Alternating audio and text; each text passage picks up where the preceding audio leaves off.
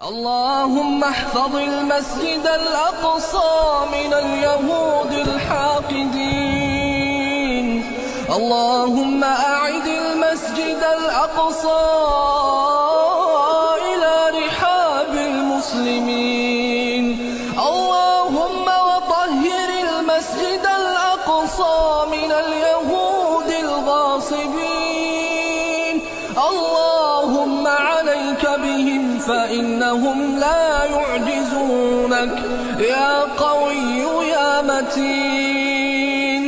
اللهم منزل الكتاب مجري السحاب هازم الأحزاب سريع الحساب